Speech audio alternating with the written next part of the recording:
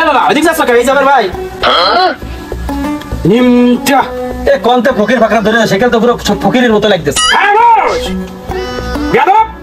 তোর দেহ সাথে সাথে তোর মন দাঙ্গা হয়ে গেছে। আমি কলাম না ভাই, এই ফকির কোনতে নিয়ে আইছেন, এই ফকির তো বেশি খারাপ, এই দেহেই বোঝা যাচ্ছে। বেশি গরম দিয়ে কথা যাবে না, ভালো বেশি কথা বলতে হবে, তাহলে কথা শুনবে। এই বাবা বলছি তোমার বাপের জমি যা আছে অর্ধেক তোমার লেহে দিবা নে, তুমি গাড়া ধো। আমার বাপের জমি কি তুই পাবি? আমার বাপের জমি বাপ বলি তো আমি একাই পাবো নাকি? এর মধ্যে তুই আসে খুঁজতেছিস খবিস কামি না কামবাক, কিভাবে আমার এসব কথাবার্তা বলি? আপনি রাগ করেন না, ছোট ভাইয়ের মাথা গরম, আপনি একটু ভালো বুঝাই কন, বুঝলেও বুঝবেন। তুমি রাগ করে না, তোমার জন্য অন্য ব্যবস্থা আছে। তুমি জমি জাতি নিতে চাচ্ছ না, সমস্যা নেই, তোমার বিয়ে করে দিবা, তোমার তো গাড়া ধো। বিয়ে আমার মতো আমি 6 মাস গোসল করে বেশি দিচ্ছি, আমার সাথে কিটা মাইয়া দিবে কোন? তো কিরা বিয়ে করে মানে? বাবার একটা মাই আছে 12 মাস গোসল করে না, ওর সাথে বিয়ে দিতে মানে? বিয়া তো মতো কথা বলবি না।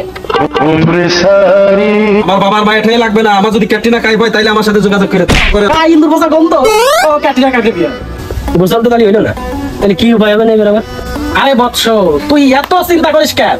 যত মুসিবত সব সমাধান আমার কাছে আছে।